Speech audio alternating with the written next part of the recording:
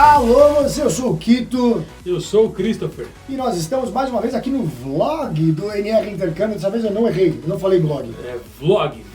Vlog é um videoblog. Eu sou muito cringe falando isso, explicando o que é um vlog, né? É um blog falado. Bom, Que coisa de velho. a gente está aqui. Se você está assistindo a gente através do YouTube, eu vou pedir para você já dar o like, se inscrever no canal, ativar o sininho para receber notificação, tudo. Porque a gente tem muito conteúdo legal sobre intercâmbio. E hoje a gente vai falar do que, Cris? Fala pra mim. A gente vai falar... Foi uma pergunta também.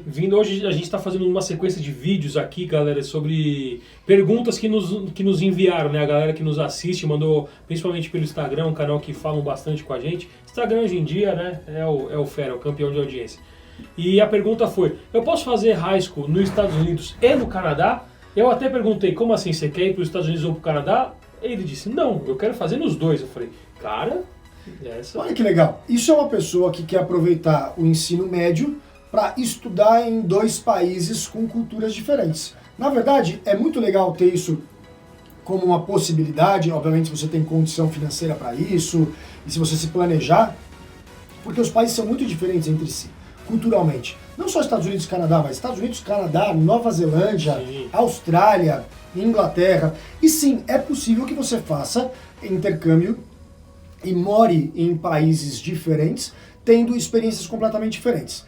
O que é importante só é entender qual é a questão burocrática para que você possa ter um visto que te permita estudar nesses países. E aí eu acho que, para começar explicando, o mais complicado é falar dos Estados Unidos, né? Sim. Só um complementozinho sobre esse cultural. Se a gente concentrar só na pergunta que é os Estados Unidos e Canadá, se você morar, por exemplo, nos Estados Unidos na costa oeste, no Canadá na costa leste, já é um choque cultural grande. São parecidos, mas são parecidos, mas bem diferentes. Não tem lógica, né? Eles são diferentes, tem culturas bem opostas, esses lados.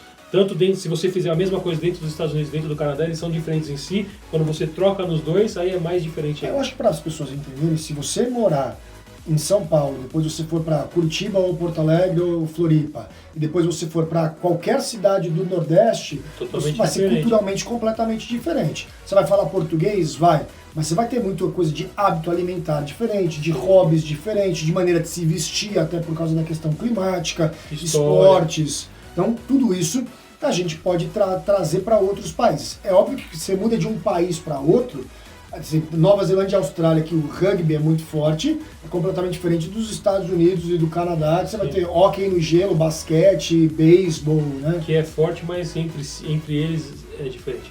Enfim, vamos lá, começando pelos Estados Unidos. Nos Estados Unidos, existe uma modalidade, que é a modalidade geralmente de intercâmbio no colegial, mais barata que tem. Que é a modalidade que começou com o intercâmbio lá na década de 60, quando os Estados Unidos queriam mostrar para o mundo o American Way of Life. Acho que é o berço do high school. É o berço do high school. Tudo começou. E tudo começava com aquela troca de família inicialmente, sim, e depois veio essa possibilidade de você ir com um visto chamado J1, o famoso J1. E esse visto J1, J1, te permite estudar numa escola pública nos Estados Unidos, pagando muito pouco, não é muito pouco para brasileiro, mas pagando talvez um dos programas mais baratos que exista para se fazer colegial no exterior, onde você não pode escolher demais o que você quer, porque você é colocado numa família de acordo com o seu perfil, mas tem uma regra básica. Esse visto J1, ele dura no máximo 1 ano. 1 ano. Se eu quiser ficar 2 anos, a família é legal, a escola é legal, eu posso ficar? Não pode, porque é um programa, principalmente, ele até hoje, aqui já estamos em 2021, desde o início dele, é um programa subsidiado pelo governo americano. É um programa de incentivo do governo americano para realmente existir a essência do intercâmbio. O que é o intercâmbio? A troca, para que venham meninos e meninas de outros países ter uma troca de cultura com os meninos e as meninas norte-americanos. Então, né, cada um, eles trocam, ensinam um pouco daqui, traz um pouco da cultura de lá. Essa é a essência do intercâmbio e ele é mantido até hoje pelo governo americano e só pode ser feito por 1 ano para que ninguém fique lá muitos anos, depois busque moradia e tudo mais. Então, essas coisas são pensadas e 1 ano é um tempo excelente de high school em outro país. E até para possibilitar que um número maior de pessoas do mundo consiga fazer. Senão você Também ia ter jovens que iam ir para os Estados Unidos com o visto J1 e ficar para sempre não abrindo muitas vagas. Tem ano que a gente não consegue vaga de J1 para o Brasil, porque esgotam-se as vagas.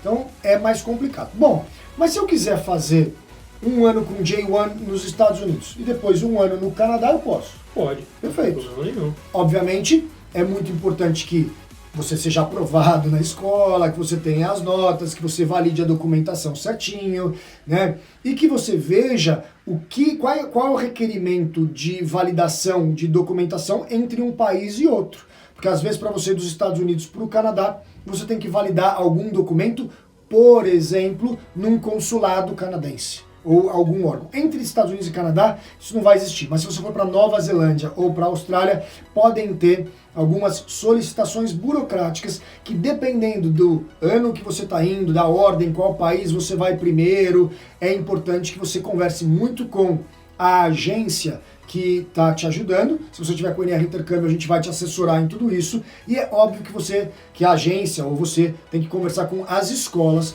para que não exista nenhum ruído, não só por causa da documentação lá, mas a documentação quando voltar para o país, se quiser voltar para o país, certo? Isso é muito importante, né? Porque você vai precisar validar qual seria o caminho mais fácil. A gente até explicou isso em outros vídeos. Se você fizesse esses 2 anos, talvez pode ser um semestre em cada um, né? Não falando em anos, também é viável. O J1 vale por até 1 ano, né? Então você pode fazer um semestre e retornar. A validação de notas, né? Isso é importante para você trazer. Se você for fazer então no primeiro ou no segundo ano do ensino médio aqui no Brasil, seria os melhores anos para se fazer isso, para ter menos problemas de validação de documentos. Você conseguir voltar para o Brasil, estudar na escola que você estudava aqui e dar seguimento aí na sua vida. Se a ideia é se formar lá, aí são outros 500. A gente também já contou um pouquinho num outro vídeo. Dá uma procuradinha aqui no nosso blog que você vai achar. Bom, acho que uma outra coisa que é importante, quer dizer que se eu quiser fazer mais de 1 ano de intercâmbio nos Estados Unidos, eu não posso? Pode fazer mais de 1 ano. Você não pode nesse programa, mas existem outros programas que podem. Exatamente. Existe um outro visto que é o F1, que é o F1. E o visto F1, ele é dado para quem vai estudar em escolas particulares nos Estados Unidos ou escolas públicas que podem emitir um documento que chama I-20. E isso é feito de maneira privada, ou seja, quando você vai para uma escola, mesmo que pública, ou para uma escola particular que possibilita a emissão do F1, esse programa ele é pago e ele vai custar mais caro do que um programa subsidiado pelo governo. Por quê? Porque ele não é subsidiado pelo Porque ele não é subsidiado pelo governo. Então, se você não sabe... É maluco, né? A escola consegue... É uma escola pública, mas ela... Eu nem sei explicar o porquê disso exatamente. Mas ela consegue ter um pouco mais de vagas. Normalmente essas vagas não são totalmente preenchidas. E ela consegue uma autorização com o governo para conseguir vender esses lugares, né, um pouco mais caro, para reinvestir essa grana dentro da educação da comunidade, né? Então, o sistema educacional dos caras é incrível, né? Então, eles pegam essa grana que entra extra, é um dinheiro que não viria para aquela escola, né? Não viria do governo, então eles pegam esse pouquinho a mais e reinvestem no que for necessário para eles. Isso é incrível, né, para variar. E se você não sabe exatamente o que é subsidiar, porque você não tem que saber, subsidiar é quando o governo paga uma parte do quanto custaria esse programa. Você fala, se o governo paga, por que eu pago também? Porque o governo não paga tudo. O governo paga uma parte do programa. Mas por que eu tenho que pagar uma parte do programa numa escola pública? Porque você não é americano. Você não tem direito a utilizar Você não tem aquilo. direito a isso. É uma coisa que, se um americano vier para o Brasil e quiser usar o SUS, teoricamente ele não tem direito. Por quê? Porque o Sistema Único de Saúde, que é o SUS, ele é desenhado para atender brasileiros. Qualquer pessoa de outro país que vier para cá, possivelmente teria alguma dificuldade em usar um sistema público para brasileiros. Bom, não vamos entrar em política aqui, em coisas governamentais, mas o que é importante entender é que você vai pagar um pouco mais se você for querer o F1. No Canadá, já não é subsidiado pelo governo. É tudo pago. E foi justamente por isso que os Estados Unidos e algumas escolas públicas conseguiram ter esse esquema do F1, porque eles viram um modelo onde, olha, governo, eu tenho vaga, você não tem interesse em subsidiar, você não tem possibilidade de subsidiar mais, mas a gente tem possibilidade de receber, vamos usar o mecanismo que a gente já tem para que a pessoa possa vir. E também foi desenvolvido para aqueles que vão com o J1 e querem ficar. Às vezes eram muito bons alunos, às vezes acrescentavam muito na comunidade, às vezes eles tinham uma experiência cultural muito rica e não queriam perder aquilo. Então é importante entender que sim, você pode fazer intercâmbio em vários países. Os cuidados principais são com a documentação, muita informação sobre documentação. Obviamente, com a maneira como você vai fazer esse intercâmbio, tem que estudar, tem que se dedicar, tem que ir nas aulas, tem que tirar a nota e com as validações necessárias para transitar de um país para o outro. Mas uma coisa eu garanto para vocês, nada é mais burocrático do que voltar para o Brasil.